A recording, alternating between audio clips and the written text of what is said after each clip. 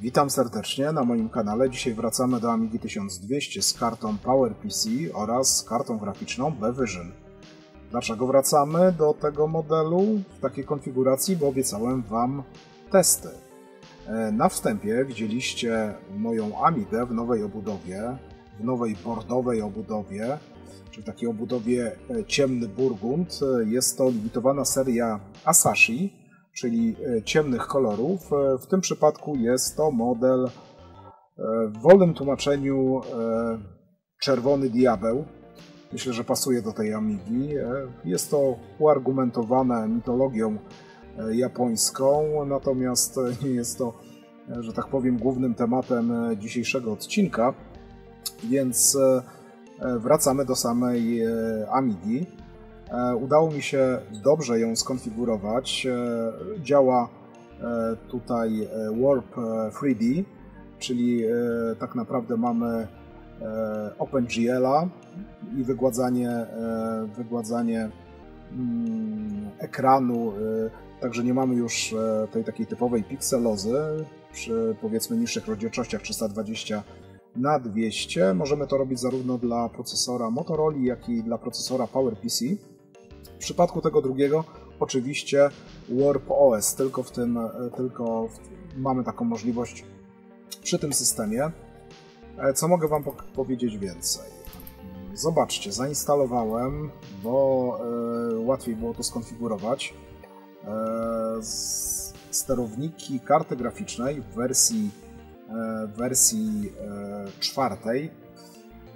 Dzięki temu tutaj mogę sobie skonfigurować dowolnie rozdzielczości. Mogę Wam zresztą pokazać, że jest taka możliwość. Także jeśli my sobie tutaj możemy zedytować, możemy sobie tutaj testować, jak to wygląda. A wygląda to naprawdę dobrze. Te wszystkie ustawienia oczywiście mamy też dostępne z poziomu, tylko wyjdziemy tutaj z sterowników, z poziomu. Tutaj mamy Screen Mode i jak widzicie, te wszystkie ustawienia mamy tutaj dostępne. Oczywiście również możemy testować. Dlaczego wyświetlam ekran i nagrywam to kamerą? Ze względu na to, że mój tutaj grabber z PC-ta nie za bardzo sobie z tym radził, z przechwytywaniem. Przesuwał ekran, przy niektórych rozdzielczościach czasami łapał synchronizację, innym razem nie. Więc postanowiłem, że tak będzie po prostu wygodniej. Nowoczesny monitor, który ma wejście VGA, bo tutaj z Bevision mamy wyjście analogowe VGA, czyli to takie albo złącze D-Sub, jak to woli. One bardzo ładny tutaj daje obraz, natomiast mój grabber sobie z tym nie radzi. Jeśli tutaj zamienimy ten obraz na wersję cyfrową, być może są jakieś metody, ja tego tak mocno nie testowałem. Przejdźmy do samych tutaj programów, więc będę mógł Wam pokazać, że bardzo fajnie działa Warp 3D czy 3D. Mamy tutaj dema. Spróbuję Wam pokazać na początek wersję dla Windowsa, czyli w okienku, natomiast dla 68K procesora. Także działa to sprawnie. Mamy wygładzane tekstury. Zobaczcie natomiast, myszka troszeczkę tutaj widzicie, że minimalnie klatkuje, także obciążenie procesora jest spore. Zaraz Wam pokażę dokładnie, jaki to procesor. Spójrzcie natomiast dla PowerPC. Wszystko pięknie, płynnie, także działa to jak należy. Także super. A jaki tutaj mamy procesor i na czym to włączamy? Może właściwie od tego powinienem zacząć. Także Which Amiga pokazuje nam procesor 68060, 60 MHz, czyli delikatnie podkręcony, ale podkręcony na tyle, że działa nam tutaj SCSI, które mamy również na karcie tej Turbo, gdzie jest również PowerPC, gdzie mamy CyberVision PowerPC. Także widzicie, że mamy CyberGraphics zainstalowane, więc wszystko działa szybko i sprawnie. Blizzard PowerPC SCSI. Także widzicie, że jest to taka pełna wersja łącznie z modułem SCSI. Myślę, że przyjemniej będzie to wyglądało, jeśli tutaj znajdę Speeda. Zobaczcie, dla porównania. Procesor Motorola. Podkręcone delikatnie. Mamy prawie 80 milionów operacji na sekundę.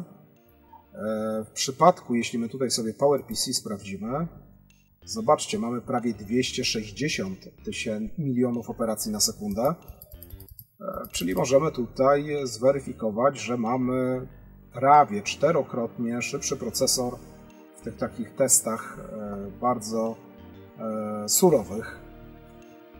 Dobrze, za chwilę pokażę Wam demo,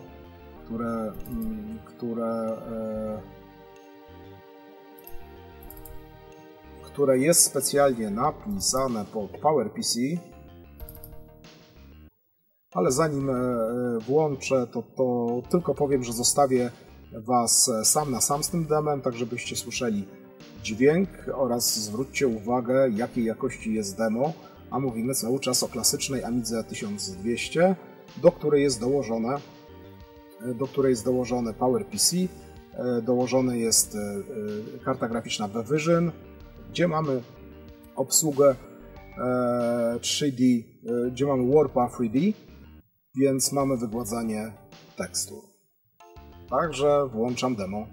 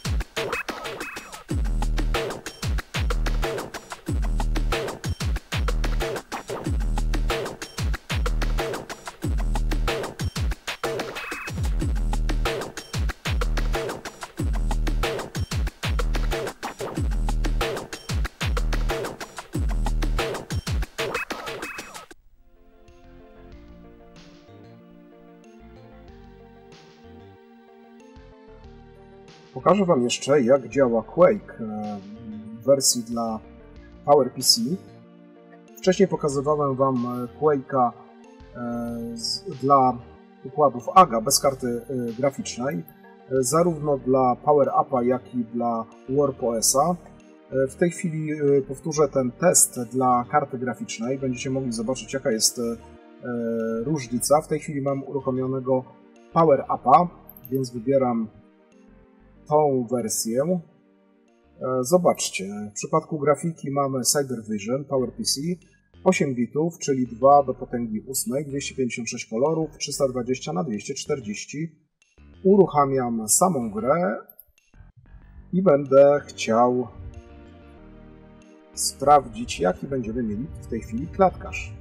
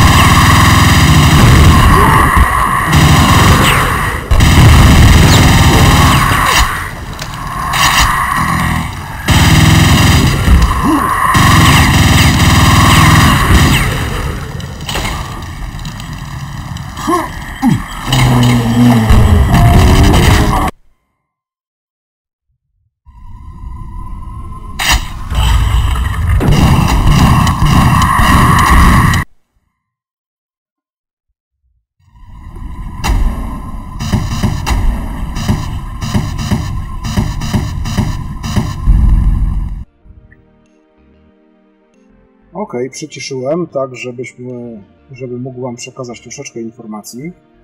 Jak widzieliście, mieliśmy w okolicy 22, między 22 a 23 klatki na sekundę, także wynik całkiem przyzwoity. Przypominam, że tutaj mamy PowerPC 210 MHz. Nie jest to w żaden sposób kręcona karta, chociaż udało mi się ją podkręcić do 330 MHz, o ile dobrze pamiętam.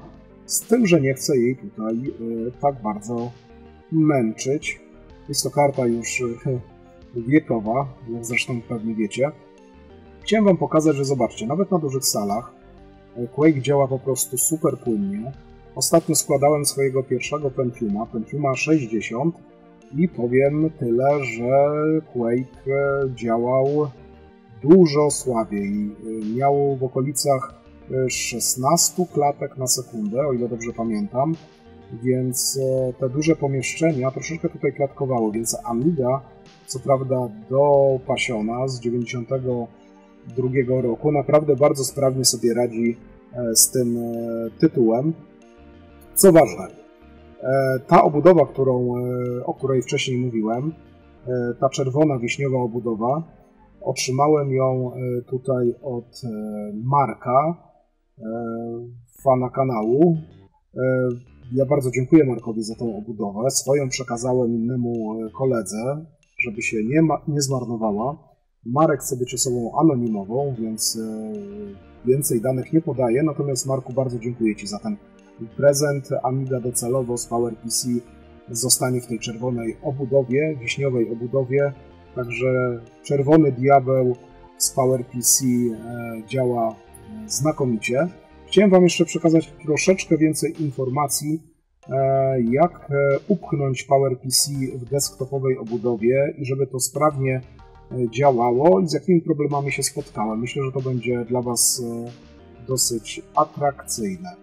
W tym miejscu, gdzie trzymam tutaj ręką, bardzo mocno dmucha w tej chwili wentylator. W tle postaram się Wam pokazać, jak jest zainstalowany ten wentylator w środku obudowy.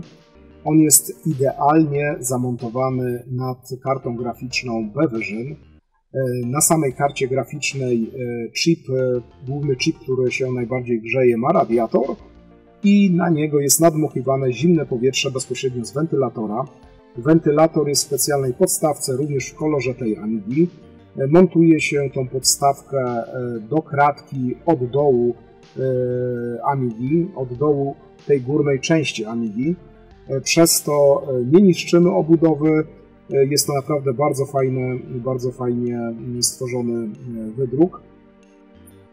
Ja go zrobiłem na drukarce, oczywiście na drukarce żywicznej. Przez to on jest odporny na wysokie temperatury. Właściwie można by było go wrzucić do wrzątku, nic się z tym nie dzieje. Co więcej, wentylator ma 4 cm na 4 cm. Grubość czy wysokość jego będzie 1 cm.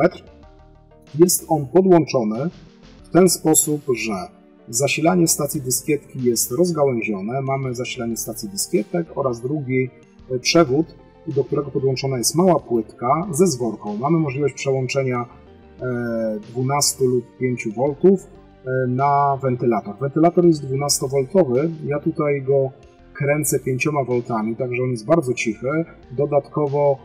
Dodatkowo działa bardzo sprawnie. On tutaj mocno wywiewa całe powietrze, więc jest to naprawdę bardzo dobrze wentylowana obudowa i działa to bardzo sprawnie. Nie muszę nawet kręcić do 12V ten wentylator. Natomiast dlaczego ta Amiga sprawnie działa zarówno pod PowerPC, tak jak widzieliście, jak również pod demami, gdzie jest Warp 3D wykorzystane? Dlatego, że jest tutaj bardzo dobre zasilanie. I tutaj o tym zasilaniu chciałem powiedzieć kilka dodatkowych słów, bo myślę, że to jest istotna kwestia i nie taka prosta, jakby się zdawało na samym początku. Już mówię, jak wiecie, w epoce podłączano do karty Bevision bezpośrednio zasilanie i 5V, bo jest ta karta bardzo wrażliwa na spadki napięć. Spadki napięć poniżej 4,75 automatycznie wyłączają kartę. Tutaj przez całą Amigę idzie zasilanie do tej karty. Zasilacz jest 8-amperowy. Najlepiej mieć 8-10 amperów, nawet może 12 amperów, jeśli chcemy mieć większy zapas. Jest jeszcze jedna bardzo ważna kwestia. Zasilacz, którego używacie, musi mieć możliwość regulowania napięcia wejściowego. Ja mam go wyregulowany, że daje 5,12 V, przez co spadki, które mamy tutaj, kiedy napięcie i prąd płynie przez całą płytę główną Amigi, tak, że na karcie graficznej mamy 5V, stabilne 5V, działa to wyśmienicie i nie mam konieczności doprowadzenia dodatkowych przewodów. Także myślę, że to rozwiązanie jest dosyć ciekawe. Zastanawiam się jeszcze nad jednym rozwiązaniem, żeby ten desktop na chwilę przełożyć do wersji wieżowej. Przepraszam Was za przerwę, miałem problem z mikrofonem, a właściwie z rozładowaną baterią w bezprzewodowym mikrofonie. Jak wcześniej wspomniałem, chciałbym tą Amigę przełożyć przynajmniej na chwilę do wersji wieżowej, gdzie będzie podłączony mostek Mediator, gdzie będzie podłączona m.in. karta Voodoo 3 i będę mógł tutaj porównać kartę Voodoo 3 do Bevision. Wszystko chciałbym, żeby było sterowane za pomocą nowych sterowników P96, które są dostępne i które obsługują jedną i drugą kartę. I będę chciał zrobić taką małe porównanie, przynajmniej na chwilę, bo docelowo chcę mieć tutaj to wszystko w desktopie. Także chciałbym, żebyście też wyrazili swoją opinię, czy taki test by Was interesował. Jeśli były pytania odnośnie tego zestawu, to czekam na pytania od Was pod tym filmem. Ja już kończę ten materiał, także mam nadzieję, że był dla Was pomocny, ciekawy. Także do zobaczenia w kolejnych materiałach. Cześć!